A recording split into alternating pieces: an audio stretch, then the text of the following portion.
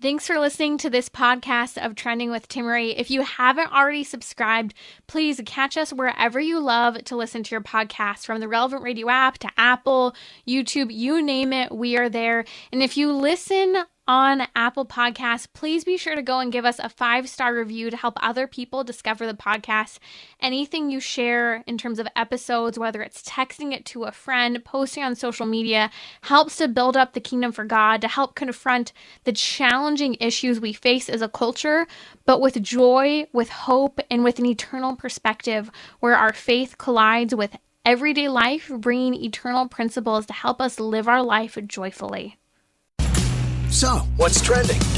Bridging your Catholic faith with your everyday life. You're listening to Trending with Timmerie on Relevant Radio.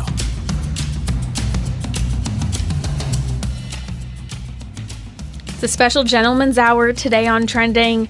It's an open line. Ask a therapist anything. If you have a question, number's 1-888-914-9149.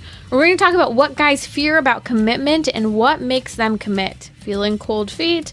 Well, we talked about that a couple weeks ago, but we're going further. The whole idea of commitment, whether it's relationships or anything in life, commitment's a real challenge for many men today, and it only becomes increasingly more so. So we'll get a candid therapist perspective on that. Joe Sikora will join us in just a moment here. We'll also discuss what guys really want and need in a relationship. I am intrigued as a female. I love these moments where we get to dive into the male and female dimensions of needs, wants, desires, fears. And if you have a need, a want, desire, or fear, something getting in the way of maybe you committing, not understanding why you're having a hard time committing, or maybe you don't know what you want and need in a relationship, Joe Sikora is your man to talk to today. He's a licensed marriage and family therapist. You can find him at joesikora.com. That's Joe, J-O-E, Sikora, spelled Sikorra.com. And he has a great podcast that you can check out by heading over to his website there. And his new book's coming out. The whole world's going crazy, but you don't have to. Perspective from scripture and psychology, and that's available next month. We'll talk about that more in the weeks to come. Joe, welcome back to Trending. It's so great to be with you, and I love this topic, the special gentleman.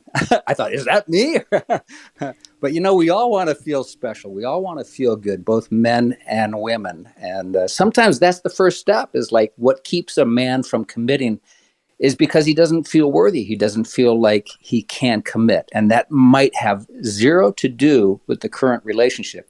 It might have to do more with family of origin stuff, where he never felt that sense of that he was good enough as a boy. So as a man, he's afraid of commitment. Okay, fascinating. You already cut to the chase so quickly with regard to commitment. So you're saying family of origin along with really this feeling of unworthiness. Joe, in some ways, I think some people maybe hear this and it's always family of origin issues. Where's the balance between blaming that and also maybe taking responsibility as well for that feeling of not feeling worthy and what role we play in moving beyond what may have been a wound from the past? Yeah, that's a great question. The first thing I'd do is I would move away from the word blame. I think you can understand family of origin issues. We all have family of origin issues. Everybody. Some are very good, some are not so good, some are medium, and we can always move beyond them. So rather than thinking, oh, I can't commit because this was my childhood, we say, okay, I can understand my fear of commitment because maybe in my childhood, I saw mom and dad split up. I saw them being unfaithful. I saw them in a raucous relationship. And so, I just don't see that that's a possibility. But once you understand your thinking and how your thinking has been formed in childhood, then you definitely can move beyond it.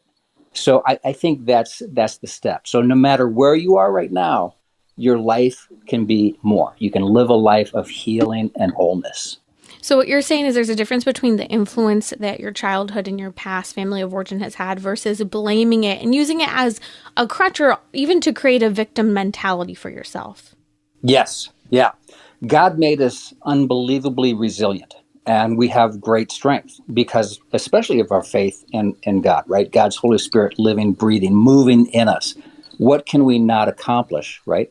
And God calls us to a lifetime of growth. And I understand this both from a spiritual perspective, from my faith, as well as a therapist. I mean, I studied this stuff in great detail, obviously, because this is what I do day in and day out. But the brain has even not only a natural capacity, but the inclination to move toward healing. And that's what we have to understand. The body, the brain, the soul wants to heal. And all we have to do is really open ourselves up to that, and it can happen. I know what I just said sounds super complicated. In my head, it makes a lot of sense. But I'm thinking, I need about 48,000 more words to really make this clear right now. But I'll try to as the time moves forward here throughout the hour. So, Joe, we're talking about family of origin impacting a man's fear to commit and what makes him commit. So in some ways, I think someone might listen and say, okay, so are you telling me I need to shrink in order to work through and even be open to that inclination to heal from whatever might be impacting me from my past and family of origin?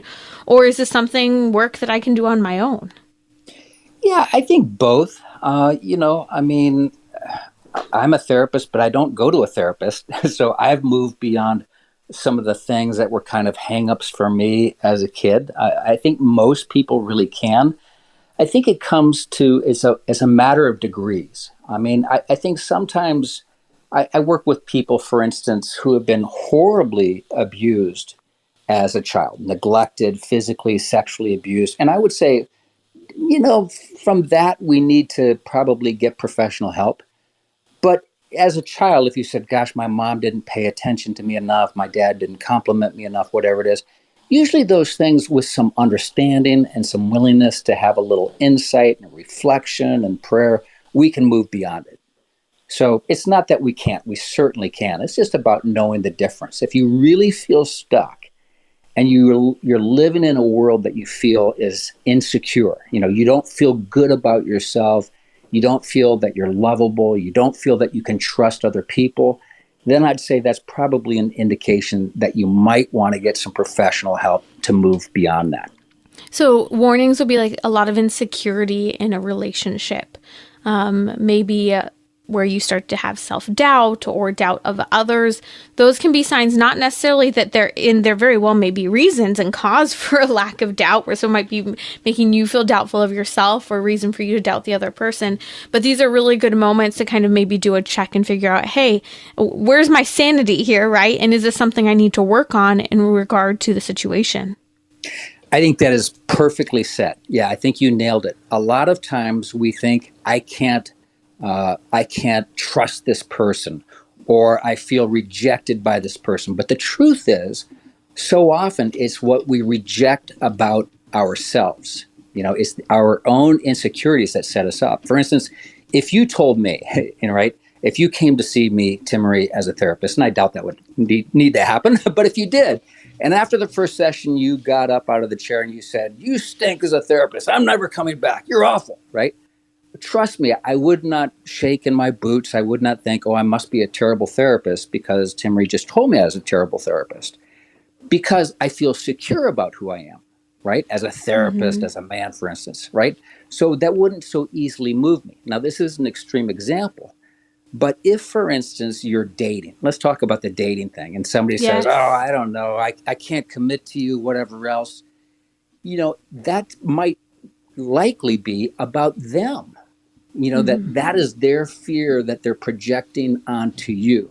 So a lot of times when we feel hurt or rejected, it's the rejection that we feel or put upon ourselves. It sounds like a really complicated idea, but it's actually not. And I go through it when I'm doing talks in large audiences. I'll ask people, I said, do you think rejection is painful? And literally, it doesn't matter if it's 1,000 people or 100 people or 10 people. Everybody raises their hand and says, yes, Joe, rejection is painful, but it's not true. And I prove it. I won't go through the whole thing right now because it takes a few minutes, but it's really what we say about ourselves. So for instance, to go back to our therapist example, Timmerie storms out and calls me a horrible therapist. If I really am doubting my prowess as a therapist, you could say, then that would really hurt. But if you stormed out and said, Joe, you're a terrible therapist, but I felt really qualified and I knew I was pretty good and there was evidence to suggest that I was a good therapist, then I wouldn't be hurt by the words that you said. So Mm-hmm. a lot of times we have to step in and have that sort of look inside and say, what do I fear about myself? What do I actually believe about myself? Am I rejecting myself? Do I feel myself worthy? So that's where it gets really complicated in relationships. Is this really a Mm-hmm. trustworthy relationship? Or do I just have an experience where I can't trust? So would that be a good example of a test? So because the whole topic is what guys fear about commitment and what makes them commit. So would that fear of like, okay, someone's saying, hey, you're not committing. Or maybe you kind of recognize you have some discomfort in committing. Would that be a good moment if someone looks at you and says, hey, you're not committing, and you're like, kind of not really sure how to navigate that versus having the confidence to say, no, I am committing. You're just crazy, or you're asking for something that's unrealistic, right? Would that be a good test to kind of figure out what's going on with yourself personally with regard to the commitment issue? I think it's really funny what you just said. Yes, I would definitely say you're crazy if you're in an early dating relationship, if you want to end it. Hey, it's legitimate. There are spouse hunters that jump in way too soon. I mean, Yeah. it's legitimate. No, there's a time. There's a time to actually step away and say, hey, this is not a good relationship. It's not worthy of my commitment. But men and women, and this is kind of where we're similar, there really are differences between men and women. Everybody wants to say, well, we're just the same. We're really not. There are differences, but there are some things that we both hold in very high regard. And men really want somebody who they perceive as being trustworthy and faithful and reliable. Now, if I asked you, you'd probably say the same thing. Yes, I absolutely need somebody who is trustworthy and reliable. That's the breakdown, like when it happens, a breakdown in a relationship. Let's say an affair happens. Horrible, terrible, right? Hurt, that the fallout of that. But the real difficulty for people to come back from something so devastating is that sense of trust. I can't trust. Now, again, is this person actually trustworthy? And the trust issues are within yourself where you don't feel like I can trust life, I can trust other people. That's where you got to have that conversation. And you sometimes you say, well, what's the evidence that I'm not trustworthy? Well, you were 10 minutes late for our date. Oh, oh, I see. That might be a problematic relationship, one that you step back from. But if you can really settle down and have a healthy conversation about trust and talk to somebody, and this is frequently, what young couples do if you're dating, it's like, tell me about your life. What was your childhood? And if somebody says to you, oh, I had an awful childhood. My mom and dad always yelled and screamed at each other. My dad moved out when I was 11 years old and I didn't know where he went. It doesn't mean that that person can't trust or be a loving, partner down the road.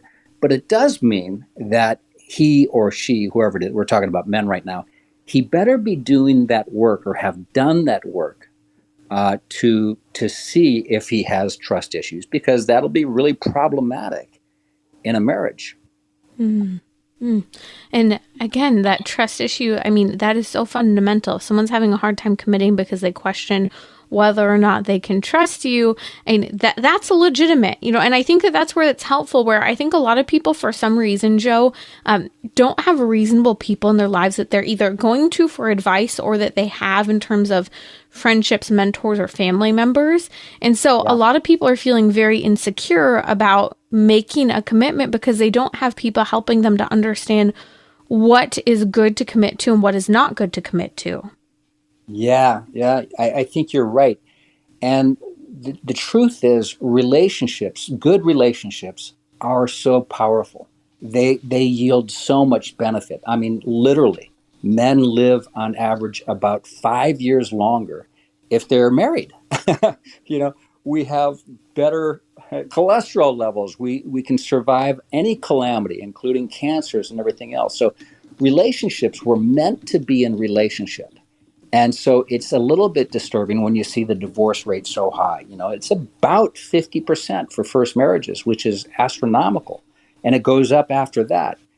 So, to really learn how to not only learn to trust to move into a relationship, I think that's easier. I think what's actually more difficult is to learn how to thrive in a relationship long term. That's where it Mm. gets really complicated. Mm. And I want to come to that in just a moment. You're listening to Trending with Timmerie here on Relevant Radio. That's Joe Sikora. You can find him at joesikora.com. We've tagged him on social media, as well as posted a link to his website. He has a new book coming out, The Whole World's Going Crazy, But You Don't Have to, a response from a scriptural and psychological perspective. And Joe, we're unpacking so many of these important topics during our weekly Gentleman's Hour today on Trending. But hey, if you're listening, maybe you're having a difficult time with committing. Maybe you're not willing to date someone because of your fear of commitment, and you're wondering, what can I do? We're happy to take your question with licensed marriage and family therapist Joe Sikora, as well as we're diving into what guys really want and need in a relationship. Such an important conversation. So let's pick it back up, Joe. You were talking about trust and then transitioning into another perspective that I think men really do need to hear. Yeah, I think, the first thing is, and again, it's really a complicated thing, but, sometimes, when we weren't prized as children, no parent is perfect, so we shouldn't say, oh, my mom, my dad was awful. No parent is perfect. We just have to be good enough. We have to give enough security and attention and love, and we'll be okay. But a lot of times when you find men in particular fearing commitment, it could be because they didn't feel prized or validated growing up. And a lot of times, again, this is an unconscious fear. We don't understand this consciously. We don't say, oh, my mom didn't love me as a young boy, so you won't love. We don't do that. We just think, I don't want to be married. Who wants to do that? So again, we can overcome all of these things. Again, God made us wonderfully resilient. I mean, we can heal from all of these wounds, whatever that wound is that you felt. But I think that you have to learn how to really accept and trust. And it's a scary thing. One of the reasons why men don't want to maybe trust is, they saw mom and dad and they were untrustworthy. But sometimes, the fear or the hurt of a breakup can be very difficult. So even in high school, you know how tough that is. I think that was, quite honestly, my most difficult years. You're trying to figure out who you are and you get rejected. It's like you start to form these opinions about yourself. I'm not worthy. I'm not lovable. I'm not good enough. I mean, I hate to say it, but that's in part, one of the reasons why we see anxiety and depression and even suicidal ideation way up right now among young people. We've separated them from their sense of support and security. They've lost that sense of commitment. So, people are really struggling right now. It's interesting that you bring up the whole breakup issue with regard to fear of commitment, because we've seen these trends of someone goes through a bad breakup and they are just never willing to enter into another relationship. They're very resentful and bitter because of it, or just vow to be single for the rest of their lives. That's one thing we're seeing. But on the other end, it's been really fascinating to see with this whole gender theory crisis as well, that a lot of the people who are seemingly struggling with their gender identity have often been in relationships that ended really poorly.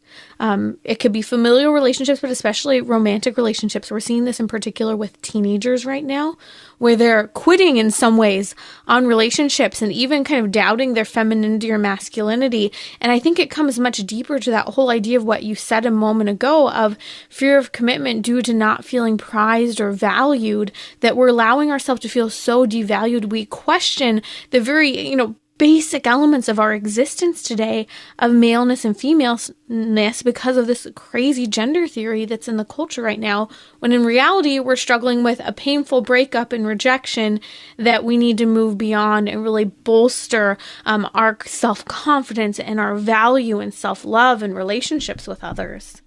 Yeah, well said.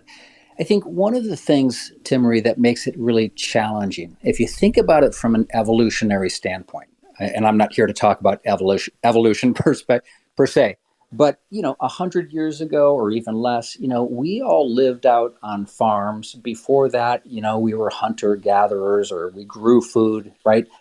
all of this stuff. But, boys learned how to be men from their fathers. They went out and they learned how to hunt. They learned how to till the soil. They did those things that naturally fed that sense of confidence. Oh, I know who I am.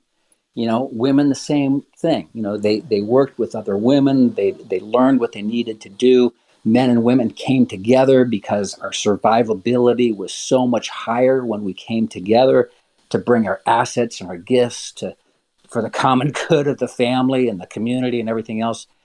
We live in a very different time. And again, from an evolutionary standpoint, this is like just a whisper. This is seconds of time that all of a sudden now dads go off, or moms go off, and we don't see them for 10, 12 hours. They commute to the city and they're gone and we don't see them work.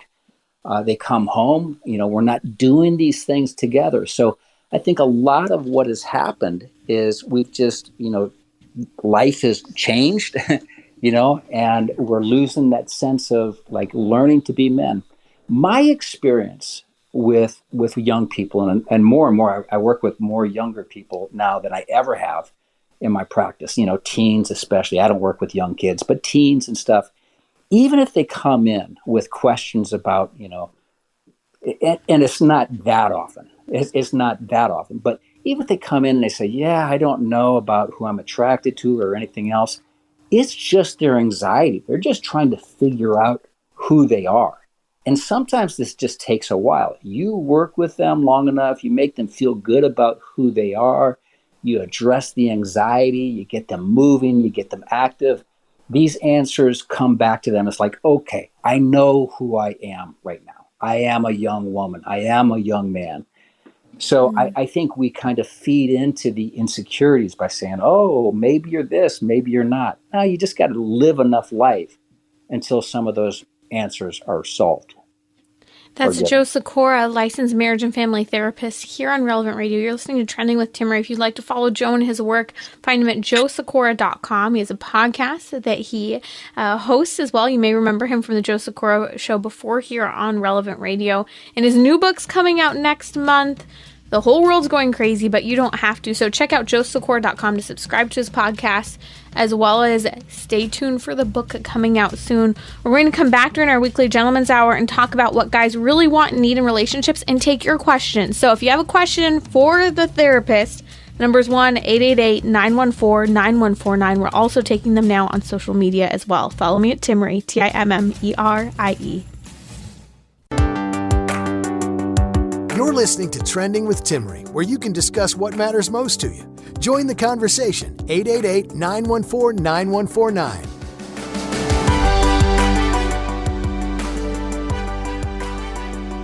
It's our weekly Gentleman's Hour today on Trending, and you don't have to be a gentleman to call. You may be dealing with male-female issues. We will take your question. Numbers 1-888-914-9149. We've been talking about fear of commitment and what makes men commit, but we're also going to talk about what guys really need and want in a relationship. On the line now is Olga from California. Olga, welcome to Trending. What's your question for Joe Sikora today? Thank you. I've been dealing with a situation for many years with my husband. He's a very good guy, responsible, very good man with the kids. However, since we got married, I've been taking a step back in responsibilities and conflict, communicating well with him. So every time that a problem rises, it's already because it exploded. And when we talk about it, we fight, and he yells, and he's yelling because of the frustration that we didn't anticipate the problem, ahead of time because of my lack of communication. And what I've been discovering is that I'm afraid to talk to him now because when I have a lack of attention to an issue, paying bills, or things for the kids, or things like that. He goes crazy because he was blindsided and he doesn't like surprises. But it's hard for me to come out of it. It's very hard. So I just need maybe a technique. How can I communicate better with him? How can I put those fears, because that's me, the fears on the side. Yes, Olga, thank you so much for your question. Joe Sikora here, licensed marriage and family therapist. Joe, if you want to summarize kind of the nuts of the conversation, nuts and bolts of it, and then help Olga through this situation with her husband. Yeah, Olga, thanks for calling. I think what you're expressing isn't uncommon. You know, a lot of times as relationships go on, people either learn how to thrive or they slowly deteriorate because, you know, we're not doing the things necessary to actually support and grow the relationship. And here's what I'd want you to think about, Olga, because I want to break this down and make this really something simple that you can take away.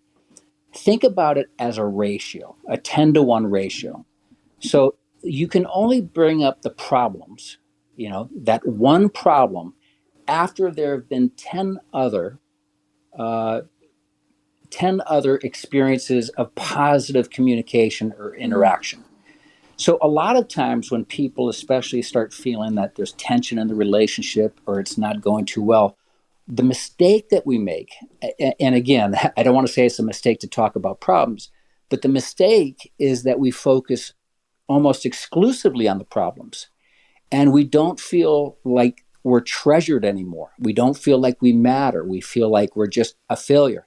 And men in particular, I would say this: if men don't feel like they're the man, if they don't feel like, and I don't mean, you know, that, what I mean is if they don't feel like they're that knight, if they don't feel like they're important, if they don't feel like they're good providers, if they don't feel like they can make you happy, and I'm not saying they should be responsible for your feelings, but then we feel like failures. And if we feel insecure about who we are, if we feel like we're failures, chances are we're just going to pull away more or just yell.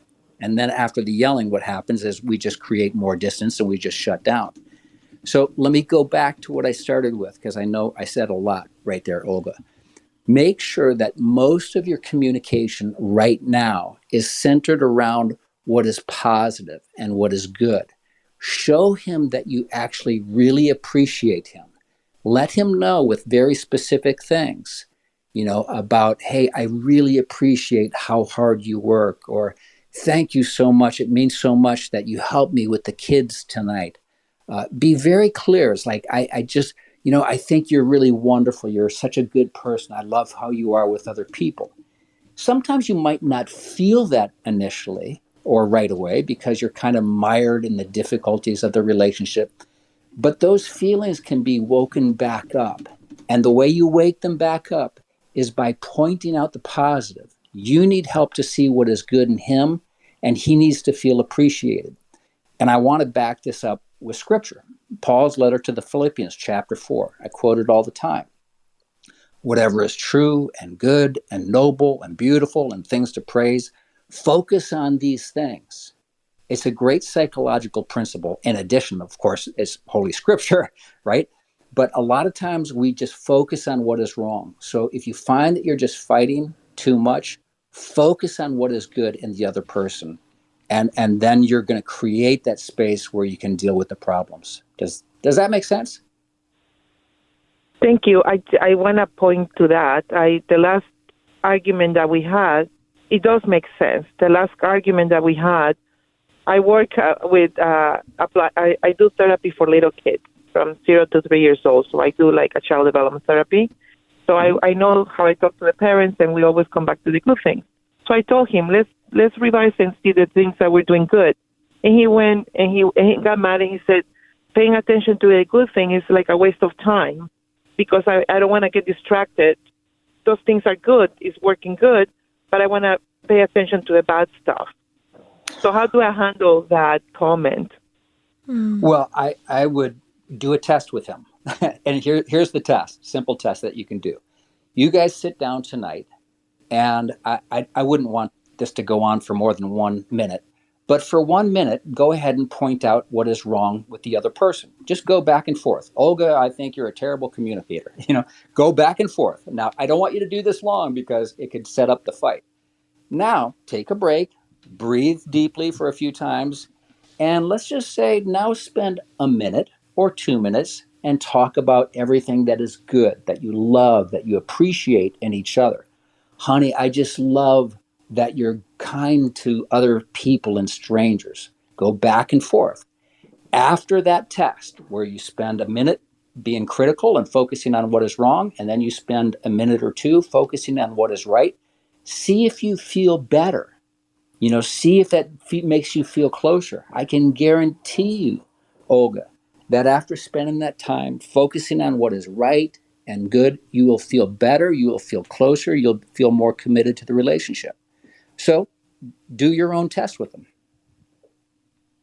I love it, Joe. It's very helpful and candid advice. And again, even when sometimes we try to work on the solution and you're coming to the solution on your own, but it's not quite working, someone's objecting. I love this example as well of, okay, we'll try to do what that person wants. It really doesn't work after a minute. But that 10-to-1 ratio is so important, Joe. And I need to remember this, that we need those 10 positive interactions before dealing with a problem. And sometimes I think, especially in marriages and relationships, any relationship, but especially marital relationships, we get so used to focusing on the problem, the challenge, the need, what isn't done and what needs to get done, rather than complimenting, appreciating, just having those good moments of enjoyment without having to need something from the other person. It's so important. You're listening to Trending with Timmerie here on Relevant Radio. That's Joe Sikora, licensed marriage and family therapist. You can find him at joesikora.com. That's Joe Sikora, Sikorra.com. We posted that on social media as well. We have a phone call coming in from Joe in Texas, from Brownsville. Joe, what's your question today for Joe? Hi, Timmerie. Hi, Joe.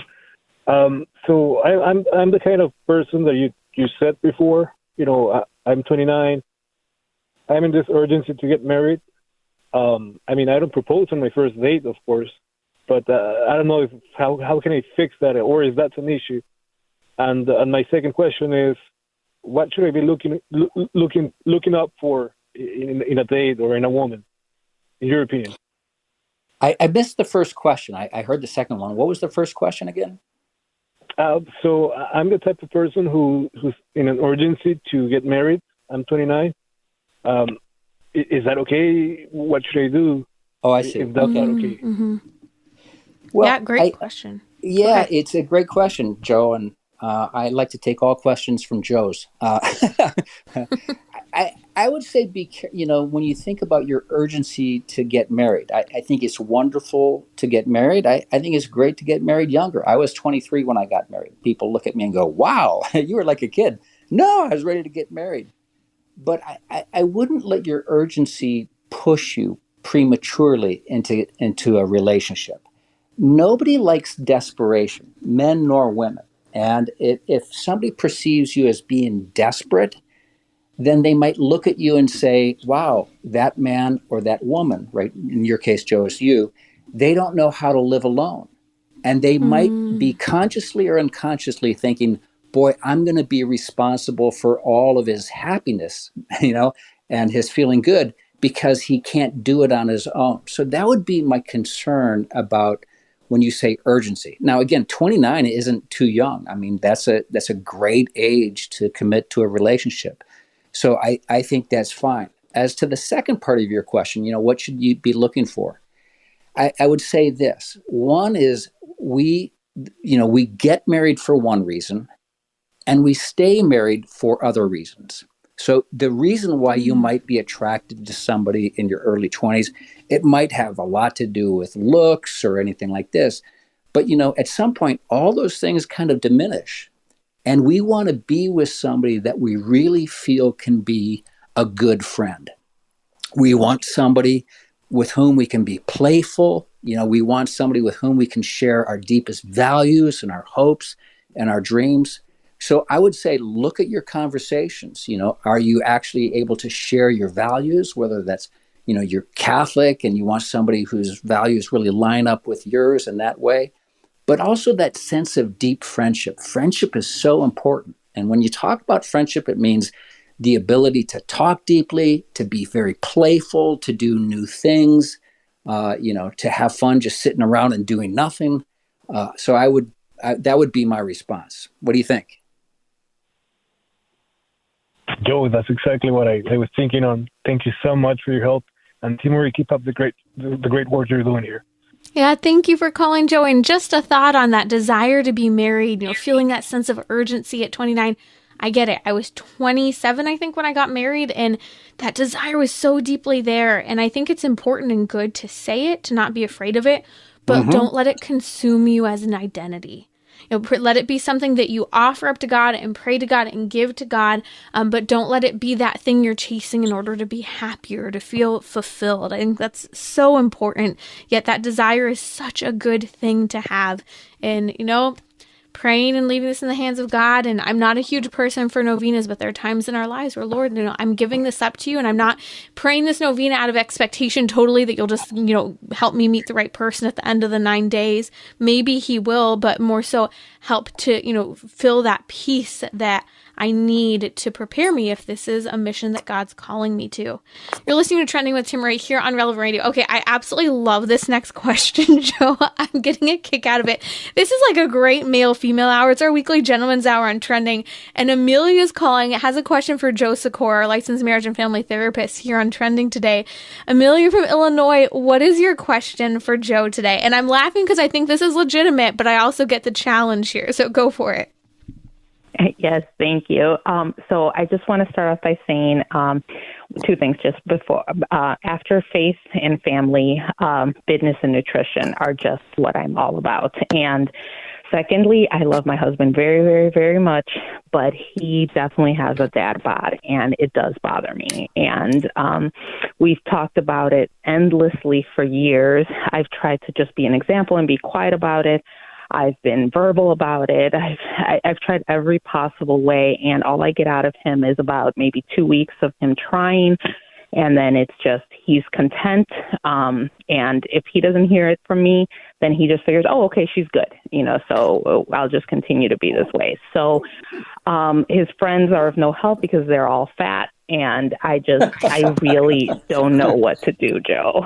So. Well, Can I love start your with just, honesty. I'm going to jump in, Joe, because I get this, and I get it from the perspective. I'm not saying that my husband is fat at all. He's going to say, what did you say on the show about me today? But that important thing, business and nutrition, and that thriving mentality and that hard work, and, that desire for someone who's going to push really hard in business and in physicality, I get that. And I just want to say I get it. And then there's also the perspective of charity at the same time. So I'm really interested to hear your perspective on this, Joe. Yeah, I think it's a great question. And I love her honesty.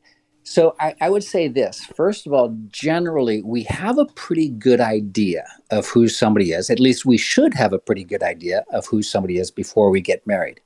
If you marry somebody and say, oh, I'm going to turn them into a physical fitness nut like me, that's not good thinking because it's not realistic. You're not marrying for somebody for who they are. You're marrying somebody for who you hope they will become. And that kind of thinking doesn't work. So my first question would be, was this somebody who he was a bit of a couch potato when you first started dating and when you were engaged? No, so he wasn't. I would definitely categorize myself as a fit nut for sure, but he was not to that level, but he wasn't a couch potato either. He was a kind of a weekend warrior, whenever he could work out, and so he was in shape, in general shape. Now it's just nope, just let myself go. So definitely he was balanced, not one or the other. Well, let me ask you another question. Is there a reason why you think he might really be giving up on being physically healthy? In other words, depression. Sometimes when people are depressed, they just lose that energy, when they don't feel fulfillment in the other parts of their life. They're not going to go out and run and jump and swim and do all those other things. Do you suspect something else might be going on? I would say, in his defense, I would say it's time more than anything. He does work a lot. He's handyman in construction, everything. So his hours are definitely long. So I will give him the time perspective that he does not have time necessarily every day to go work out for an hour or two. But that doesn't really stop him from, eating junk outside of the house. So it's like, at least get your nutrition down, and start from there. So I don't know if, and just really, I know I'm taking a long time, but I don't know. Sometimes I feel like maybe he feels, I don't know if the word is threatened, but just like he's in competition with me, because I really am all about that. And I don't know if that just maybe it shuts him down that I'm over the top with that stuff. I'm going to jump in real quick here, Amelia, because I want to answer this call. I think it's an important question. And, again, it gets into that whole dynamic. You want to be attracted to your spouse. Is there stress going on or depression on the other side? So we're going to come back with Joe Sikora, licensed marriage and family therapist, continuing to discuss Amelia's question about getting her husband to work out as the dad bod kicks in, and exercise and fitness is important to her. We'll be right back here on Trending.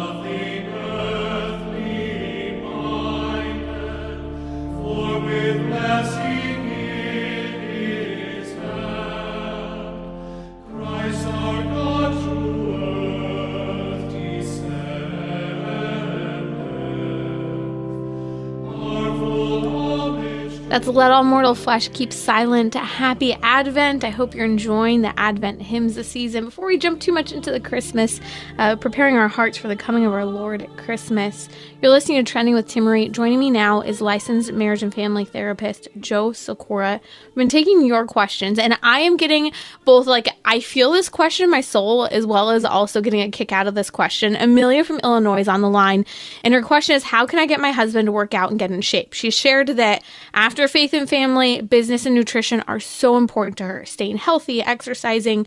It's something, she said, I'm an exercise fanatic. And I get that. Coming from a dance background and being a Pilates trainer, I was totally embarrassing myself here, but I was talking to my family the other day about different career choices that you can make and what you would enjoy. And I said, I am just so fascinated by the human body that, I would consider becoming a masseuse if I could work with people who had these intricate muscles and they're so cool. It's studying them, to which my siblings and mom were all making fun of me that I was only going to be massaging people then that would be high level athletes, to which Jim, my producer, just offered me Tom Brady, and I said, no, thank you, I'll pass. But this whole question, I think, of fitness and the challenge that can arise with the dad bod kicking in, or even, the opposite for women as well.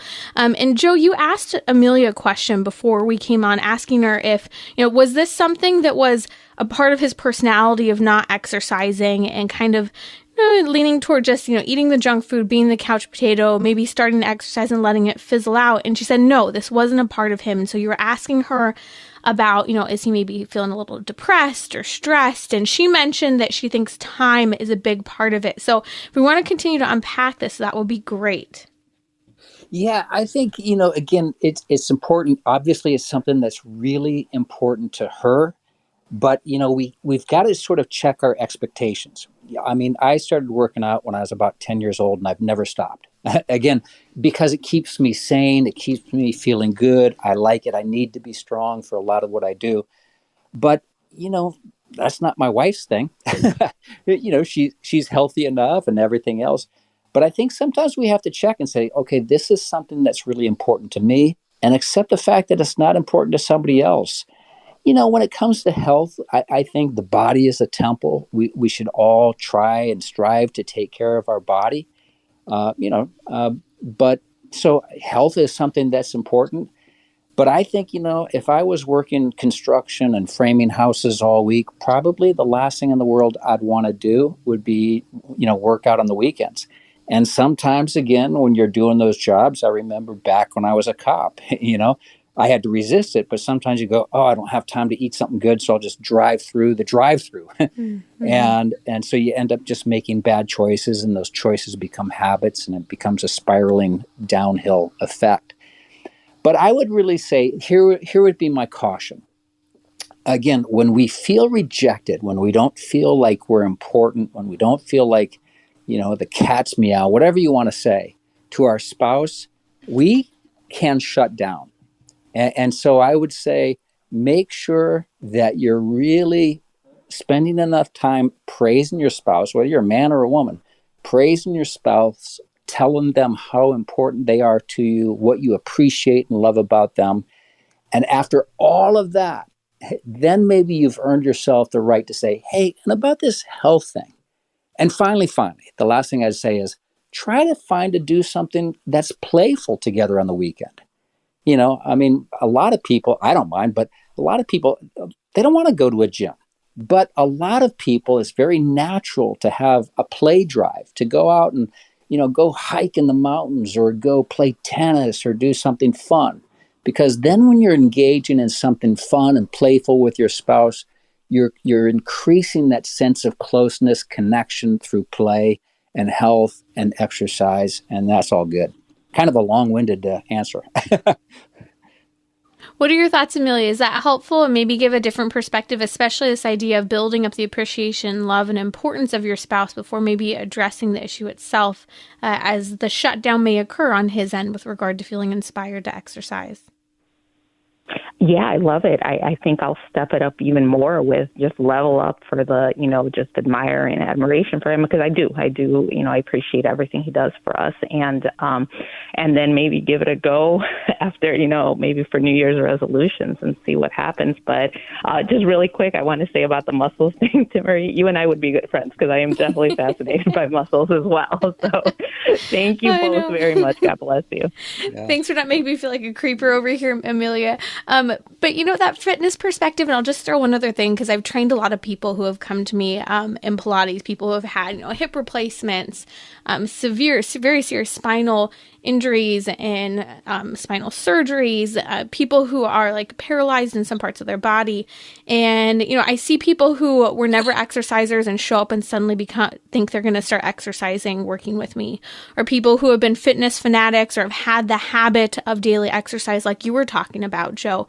Everyone's different. And I really do understand, not everyone who comes and trains Pilates is going to stick with Pilates. Not everyone who starts running is going to stick with running. And so I've really come to understand you've got to find what you enjoy or what fills that need for you, because we know we feel good when we exercise, but not all forms of exercise feel great for our individual bodies.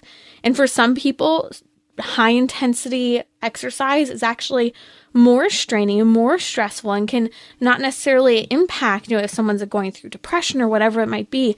And so finding that niche of whatever it is, maybe it's just daily walks, maybe it's 10-minute videos that you do once in the morning and once at night, but really playing around to figure out what that is. And maybe that can be helpful if and when your spouse is ready to get to that point. Right now we're building out a home gym for my husband, because, that's just what will fit with our schedule right now.